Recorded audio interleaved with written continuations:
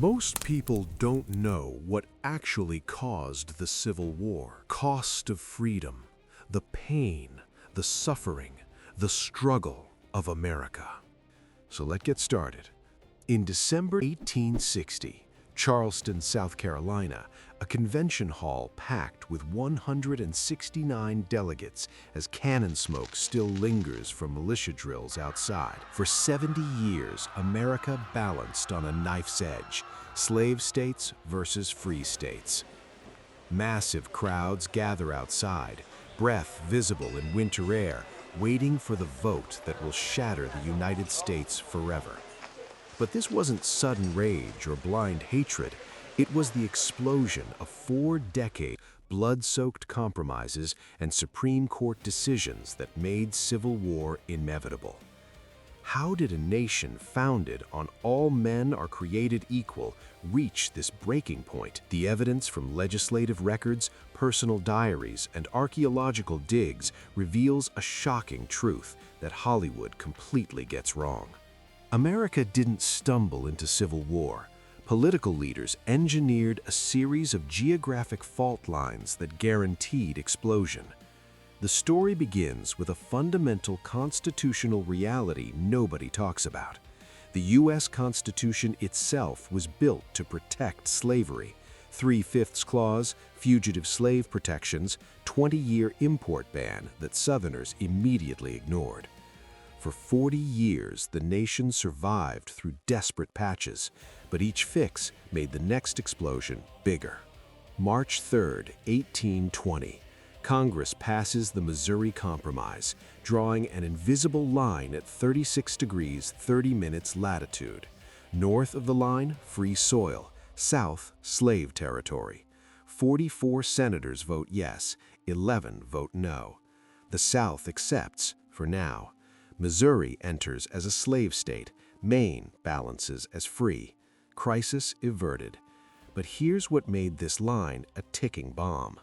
Plantation records from 1820 to 1854 show Southern cotton production explodes 800%.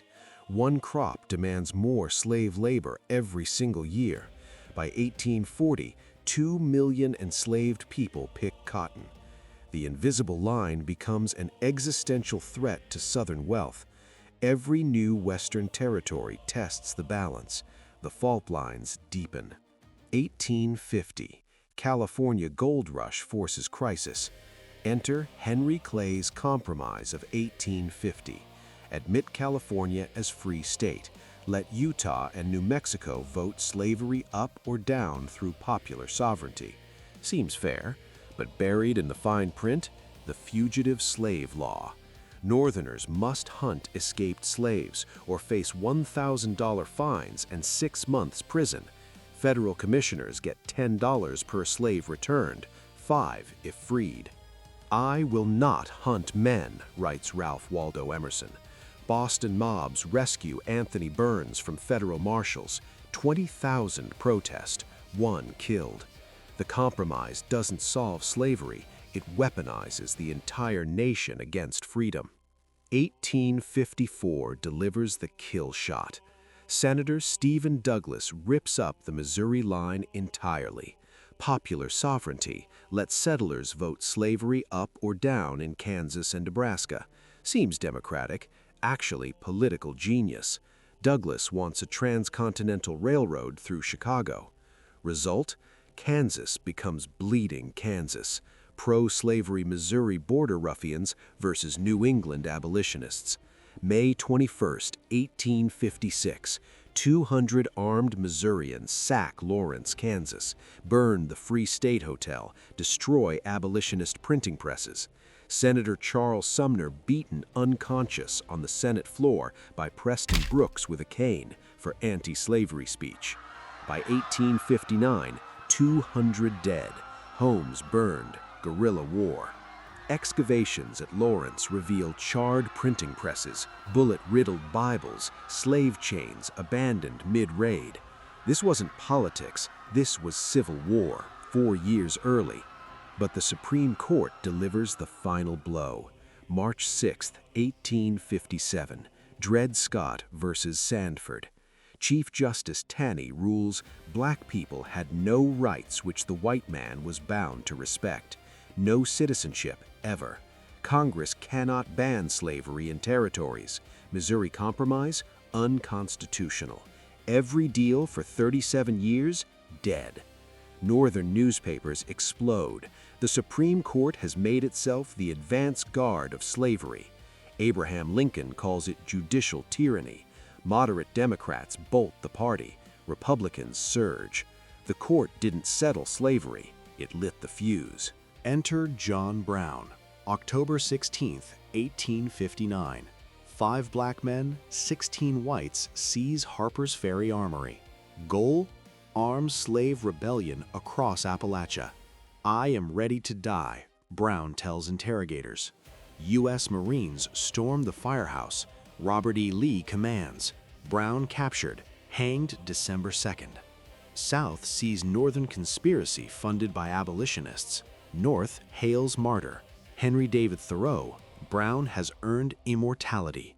Southern states stockpile weapons, militias drill daily.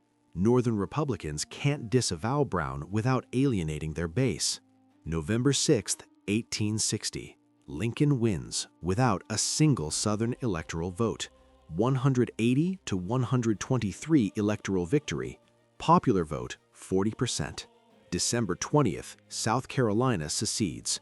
Ordinance cites hostile organization against slavery. By February 1861, 7 Deep South states form Confederacy. Jefferson Davis inaugurated. But war doesn't start with secession. It starts with one Union fort in Charleston Harbor. Abraham Lincoln inherits a crisis.